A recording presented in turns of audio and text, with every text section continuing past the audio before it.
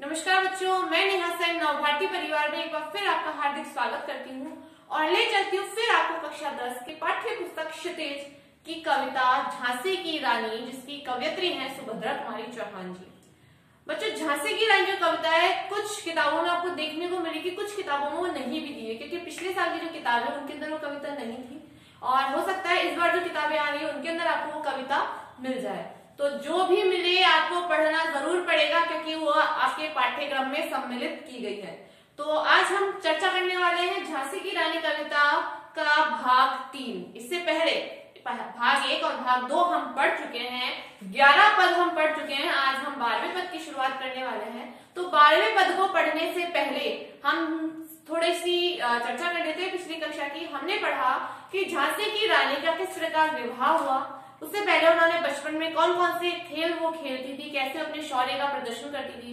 जिस उम्र में लड़कियां गुड्डे गुड्डियों के खेल खेलती हैं, घर घर खेलती हैं, उस उम्र में बालिका जो छबीली है, जो झांसी की रानी है, वो युद्ध रचना बनाने का खेल खेलती थी। इसके अलावा सैन्य घेरा, दुर्ग घेरना, इन सब खेलों को वो खेलती थी। बर्छी, कृपाल, कटार, ये उनके खिलौने होते थे। वो खिलौने ऐसे खिलौनों से खेल खेला करती थी।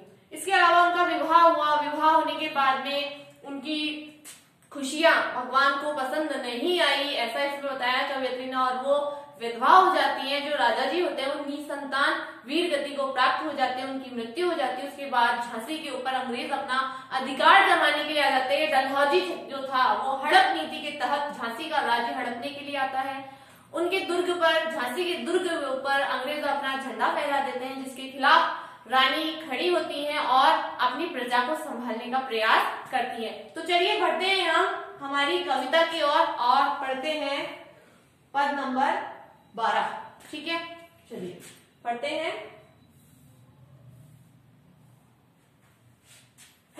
हम स्टार्ट करते हैं। अब पद है हमारा कि इस स्वतंत्रता महायज्ञ में कई वीरवर आए काम, नाना धुंधो पंथ तातिया चतुर अजीमुल्ला सरनाम।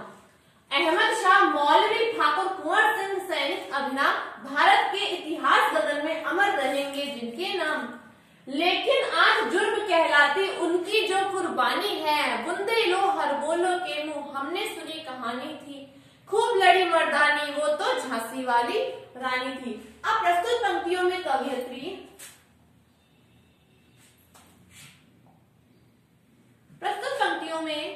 कवयित्री वर्णन कर रही है कि 1857 की क्रांति में, 1857 में जो स्वतंत्रता आंदोलन शुरू हुआ था, उस आंदोलन में कई वीर योद्धाओं ने वीर गति प्राप्त की थी। कई योद्धा अपनी प्राणों को न्यौछावर करके, प्राणों की बलि देकर उन्होंने इस स्वतंत्रता आंदोलन में महत्वपूर्ण भूमिका निभाई थी। उन्हीं कुछ वीरों के नाम इस पंक्ति में, इन पंक्तियों में दिए हैं। देखिए, इस स्वतंत्रता महायज्ञ में कई वीरवर आए काम, नाना धुंधुपन जी, तात्या टोपे जी, चतुर अजीमुल्ला सरनाम जी, अहमद शाह मौलवी जी, ठाकुर कुंवर सिंह जी, अभिराम यानी सुंदर, ऐसे सुंदर सैनिकों ने, सुंदर से तात्पर्य साहसी सैनिकों से है, ऐसे साहसी सैनिकों ने इस स्वतंत्रता आंदोलन में अपना विशेष योगदान दिया था।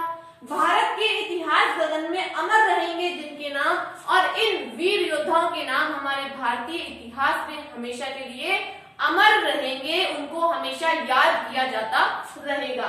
लेकिन आज जुर्म कहलाती उनकी जो कुर्बानी है, लेकिन वर्तमान युग में जहाँ के जो शासक हैं, वो शासक अपना स्वार्थ सिद्ध करने के हित से, यानी सबसे पहले वो अपना हित देखते हैं, जनता का हित बाद में देखते हैं। तो वही चीज यहाँ बताइए कवयित्री ने कि लेकिन आज जुर्म कहलाती, आज सत्ता के खिलाफ आवाज उठाना जुर्म कहलाता है। और बुंदे लो हर बोलो के मुंह हमने सुनी कहानी थी, बुंदेल के लोगों से हमने ये कहानी सुनी थी कि खूब लड़ी मर्दानी वह तो झांसी वाली रानी थी, कि मर्दों के समान लड़ने वाली, मर्दों के समान साहस और शौर्य का प्रदर्शन करने वाली रानी कौन थी? लक्ष्मीबाई थी, और वो झांसी की रानी थी। आगे बढ़ते हैं।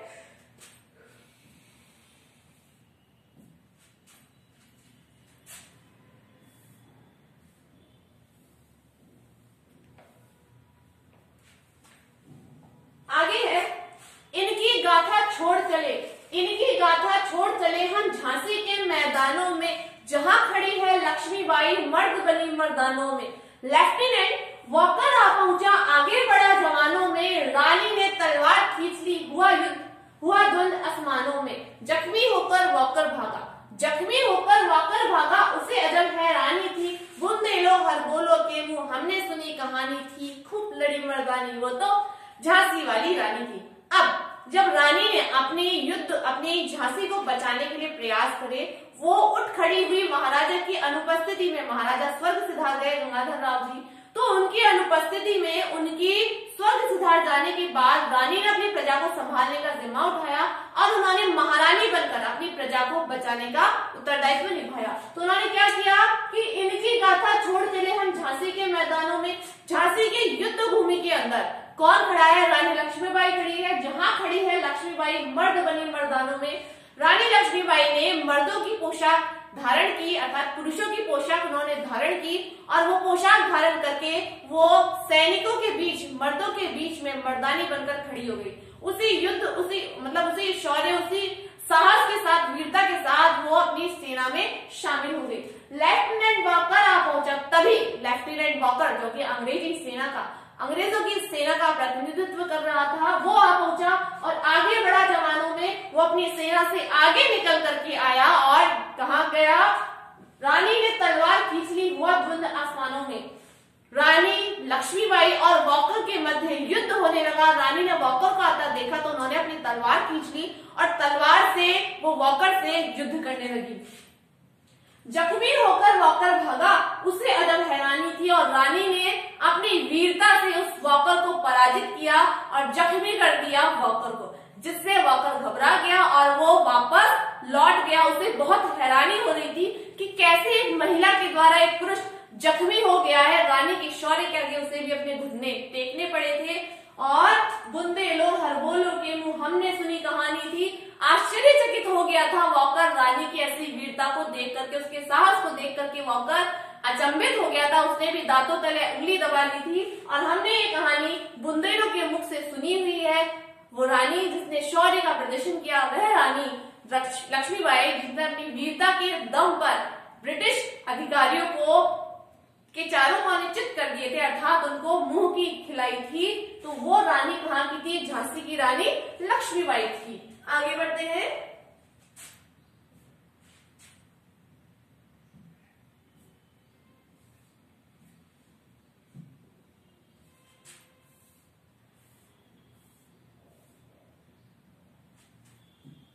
आगे है, रानी बड़ी काल की आई, कर सो मील निरंतर पार, घोड़ा थककर गिरा भूमि पर, गया स्वर्ग तत्काल सुधार।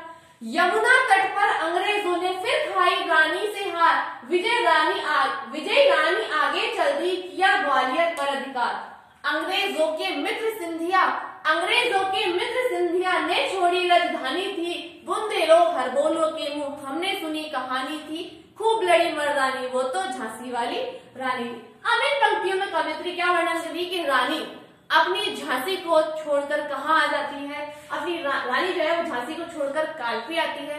कालपी आने के बाद में कालपी को विजय करती है। कालपी विजय करने के बाद में वो 100 मील निरंतर चलती रहती, बिना रुके वो आगे बढ़ती गई और उनका घोड़ा इस यात्रा में थककर चूर हो जाता है और घोड़ा थक करके क्या हो जाता है? स्वर्ग को सिधार जाता है। वो घोड़ा बहुत अगर आप देखें तो झांसी की रानी जो थी हमारी लक्ष्मीबाई, इनके पास में 3 घोड़े थे, पवन, सारंगी और बादल नाम के। ठीक है, तो बादल, पवन और सारंगी जो घोड़े थे वो उनके प्रिय घोड़े थे और प्रत्येक को बहुत अच्छा साहस था, बहुत अच्छा उनको एक तरीके से ट्रेन किया गया था, उनको बहुत अच्छी तरीके से प्रोत्साहित किया जाता था हर कार्य के लिए। तो झांसी की रानी का जो घोड़ा था वो घोड़ा घायल हो जाता है, वो चलते चलते थक गया और थककर वो गिर जाता है और गिर के वो सीधा स्वर्ग सिधार जाता है। यमुना तट पर अंग्रेजों ने फिर खाई रानी से हार। यमुना के तट पर आकर रानी के साथ में फिर अंग्रेजों का युद्ध होता है और उस युद्ध में भी रानी विजयी होती है। विजय रानी आगे चलती और रानी विजय होकर के आगे बढ़ती है, किया ग्वालियर पर अधिकार और वो ग्वालियर पर भी अपना अधिकार जमा लेती है, यानी ग्वालियर को भी वो विजय कर लेती है, जो कि अंग्रेजों के मित्र सिंधिया ने छोड़ी राजधानी थी। वो ग्वालियर का जो शासक था कौन? सिंधिया जी। वो सिंधिया जो है वो अंग्रेजों का मित्र था, अंग्रेजों से उनकी मित्रता थी और रानी ने जब ग्वालियर पर अधिकार कर लिया तो सिंधिया को अपनी राजधानी छोड़नी पड़ी थी, वो वहां से भाग खड़ा हुआ। बुंदेलो हरबोलो के मुंह हमने सुनी कहानी थी और ये कहानी हमने बुंदेलो के मुख से सुनी थी, जो कि खूब लड़ी मर्दानी वह तो झांसी वाली रानी थी। मर्दों के समान अपने शौर्य का प्रदर्शन करने वाली, वीरता और साहस से युद्ध करने वाली वो झांसी की रानी हमारी लक्ष्मीबाई थी। आगे बढ़ते हैं।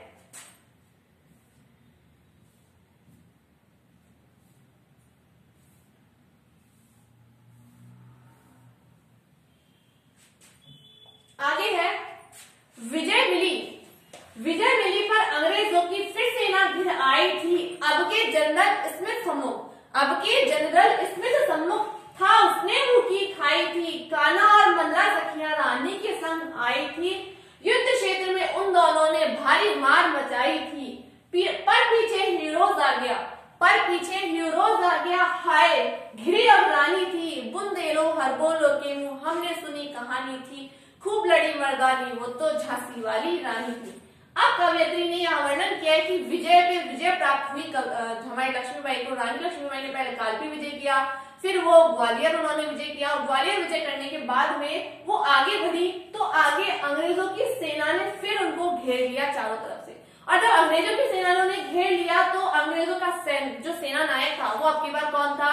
कैप्टन स्मिथ थे, जनरल स्मिथ थे। इससे पहले वॉकर ने मुक्की खाई थी। वॉकर जख्मी होकर के दांतों तले उंगली दबा गया था रानी के प्रदर्शन को, रानी के शौर्य प्रदर्शन को देख करके। तो अब की बार सेना का आधिपत्य, सेना का अधिकारी कौन बन के आया था?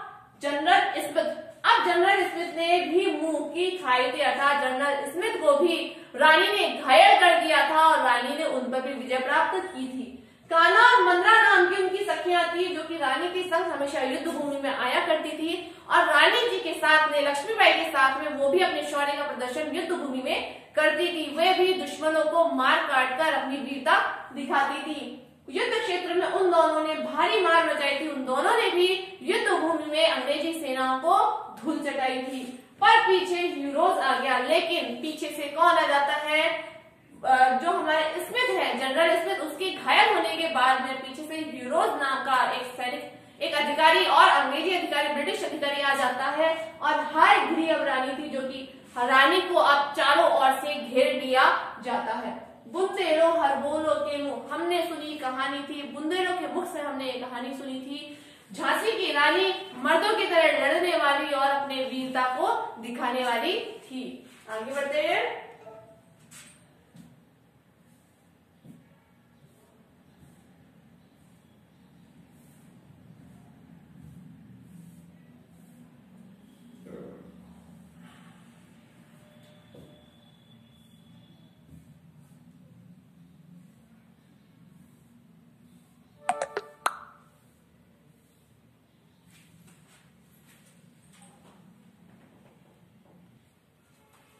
आगे है, तो भी रानी मार काटकर चलती बनी सैन्य के पार। तो भी रानी मार काटकर चलती बनी सैन्य के पार, किंतु सामने नाला आया, था वह संकट विषम अपार। घोड़ा अड़ा, नया घोड़ा था, इतने में आ गए अवार। रानी एक शत्रु को तेरे होने लगे वार पर वार। घायल होकर गिरी सिंगनी, उसे वीर गति पानी थी। बुंदेलो हरबोलो के मुंह हमने सुनी कहानी थी। खूब लड़ी मर्दानी वो तो झांसी वाली रानी थी। अब क्या हुआ? कैप्टन जो थे कौन? जनरल स्मिथ, वो तो जख्मी होकर के चले गए, लेकिन रानी को पीछे से हीरोज की सेना ने आकर घेर लिया और हीरोज ने उन पर वार करना प्रारंभ कर दिया। तो भी रानी मार काट कर चलती बनी सेना के बाद, सेना अंग्रेजी सेना के द्वारा, ब्रिटिश सेना के द्वारा घिरने के बावजूद रानी ने मारकाट मचा दी, अर्थात अपनी शौर्य का प्रदर्शन करते हुए वो युद्ध करते हुए तलवार से कहा चली गई? सैन्य के पार चली गई। सेना को पार करती ही वो निकल गई, लेकिन सामने नाला आ गया। अब जब वो सेना को पार करके निकली तो रास्ते में आगे जाकर क्या आ गया? नाला आ गया, क्योंकि झांसी की रानी लक्ष्मीबाई का जो घोड़ा था वो घोड़ा सवार चलते चलते वीर गति को प्राप्त हुआ था, यानी चलते चलते वो स्वर्ग से धर गया था, इसलिए उन्हें नया घोड़ा उनके पास में था। वो नया घोड़ा इतना ट्रेन नहीं था, उसे इतना जो है पराक्रम उसमें नहीं था, उसे नाला पार करते नहीं बना और वो वहीं अड़ गया। नाला पार नहीं करने के कारण था वह संकट विषम अपार, वो बहुत बड़ा संकट बनकर रानी लक्ष्मीबाई के सामने आ गया। घोड़ा अड़ा, नया घोड़ा था, वो घोड़ा अड़ गया और नाला पार उसने नहीं किया क्योंकि वो नया घोड़ा था। इतने में ही सारे के सारे ब्रिटिश सेना आकर उनको घेर लेती है और रानी एक शत्रु को होते रहे। रानी केवल क्योंकि वो अपना युद्ध भूमि छोड़ करके वो सेना को पार करती हुई बाहर आ गई थी, इसलिए रानी अकेली है यहाँ और जो शत्रु है वो बहुत सारे हैं। उन्होंने चारों तरफ से रानी को घेर लिया। होने लगे वार पर वार और ऐसी परिस्थिति में वार पर वार होने लगे रानी के ऊपर। घायल होकर गिरी सिंघनी, उसे वीर गति पानी थी। आखिरकार रानी लक्ष्मीबाई घायल हो जाती है और घायल होकर वो गिर जाती है और गिरकर सिंघनी के मतलब रानी को यहाँ सिंघनी की उपाधि दी गई क्योंकि इतने सारे शत्रुओं से वह अकेली लड़ती हुई वीर गति को प्राप्त हो गई और सिंघनी घायल होकर गिरी सिंघनी, उसे वीर गति पानी थी। वो घायल होकर गिर जाती है क्योंकि उन्हें वीर गति पानी थी। बुंदेलो हर बोलो के मुंह, हमने सुनी कहानी थी, हमने ये कहानी बुंदेलों के मुख से सुनी थी। युद्ध भूमि में साहस का प्रदर्शन करने वाली, मर्दों के समान लड़ने वाली वो झांसी की रानी हमारी लक्ष्मीबाई थी। आगे बढ़ते हैं।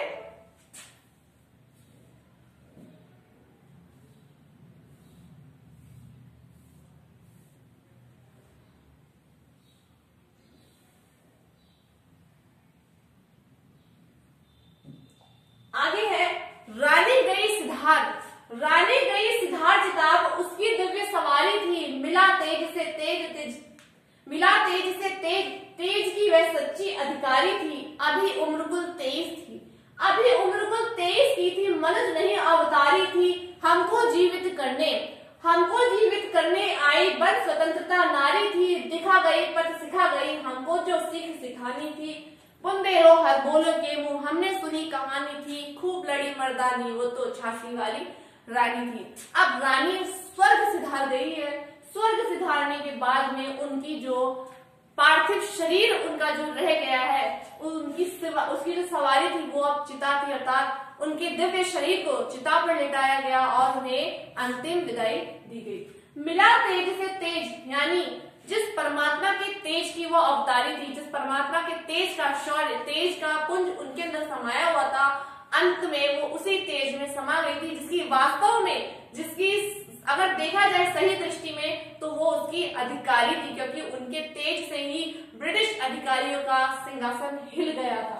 अभी उम्र कुल 23 की थी, उनकी उम्र केवल 23 वर्ष की थी अभी जब वो वीर गति को प्राप्त हुई। मनुष्य नहीं अवतारी थी, वो मनुष्य नहीं बल्कि ईश्वर की ही शक्ति थी, वो अवतार कहलाई थी। माँ भवानी का ही अवतार उन्हें माना गया। हमको जीवित करने आई बड़ स्वतंत्रता नारी थी। हम लोग जो कि परतंत्रता की बेड़ियों में जकड़े हुए थे अंग्रेजी सेना के खिलाफ, आवाज उठाने की हिम्मत हम लोगों में नहीं थी। ऐसी अवस्था में रानी आई, लक्ष्मीबाई आई और उन्होंने हमें जीवित किया, अर्थात हमारे लिए उन्होंने एक मार्ग प्रशस्त किया कि हमें अंग्रेजों का विरोध करना है, अंग्रेजों के खिलाफ आवाज उठानी और उन्हें हमारे देश से निकाल बाहर फेंकना है। दिखा गई पथ, उन्होंने हमें मार्ग दिखाया।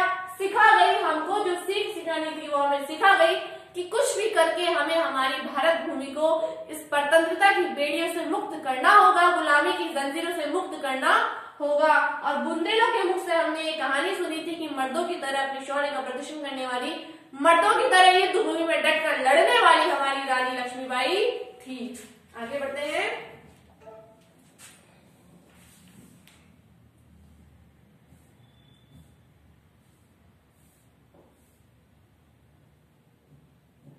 आगे है, जाओ रानी याद रखेंगे, जाओ रानी याद रखेंगे ये कृतज्ञ भारतवासी, यह तेरा बलिदान जगावेगा स्वतंत्रता अविनाशी। होवे चुप इतिहास, लगे सच्चाई को चाहे फांसी। हो मधुमाती विजय मिटा दे गोलों से चाहे झांसी। तेरा स्मारक तू ही रहेगी, तेरा स्मारक तू ही होगी, तू खुद अमिट निशानी है। बुंदेलो हर बोलो के मुंह, हमने सुनी कहानी थी। खूब लड़ी मर्दानी, वो तो झांसी वाली रानी थी। अब इन पंक्तियों में कवयित्री क्या कह रही है? कवियत्री वर्णन कर रही है कि जाओ रानी याद रखेंगे, कि हे रानी, रानी के चले जाने के बाद में, स्वर्ग सिधारने के बाद में कवियत्री देशवासियों को प्रेरित, देशवासियों को आह्वान कर रही है, कह रही है कि जाओ रानी याद रखेंगे, कि हे रानी जाओ, हम सब आपको याद रखेंगे। ये कृतज्ञ भारतवासी कि आपके बलिदान को, आपके उपकार को, किए गए उपकार को मानने वाले, यानी किए गए उपकार को मानने वाला व्यक्ति क्या कहलाता है? कृतज्ञ कहलाता है। कि ये भारतवासी आपके द्वारा किए गए उपकार को कभी नहीं भूलेंगे, आपके ऋणी रहेंगे। यह तेरा बलिदान जगावेगा स्वतंत्रता अविनाशी, की स्वतंत्रता के लिए दिया गया आपका ये बलिदान, आपके किए गए प्रयास भारतीय इतिहास में हमेशा अमर रहेंगे।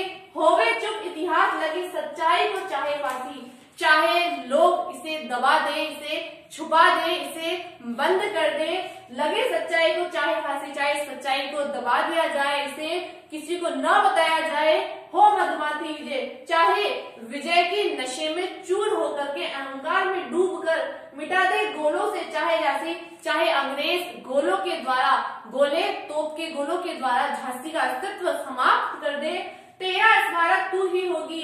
कि झांसी की रानी लक्ष्मीबाई के लिए आए हैं कि तेरा स्मारक तू ही होगी, कि आपके द्वारा किए गए कार्यों के माध्यम से आपकी पहचान है। तो हे रानी, आपने जो कार्य किए हैं, आपने जो प्रयास किया है, आपने जो कोशिश की है स्वतंत्रता आंदोलन में अपना योगदान देकर इस मातृभूमि को बचाने की, तो उन वो कार्य ही आपके स्मारक का कार्य करेंगे। झांसी चाहे खत्म हो जाए, झांसी का अस्तित्व चाहे समाप्त हो जाए, लेकिन आपके द्वारा किए गए प्रयास ही आपका स्मारक सिद्ध होंगे।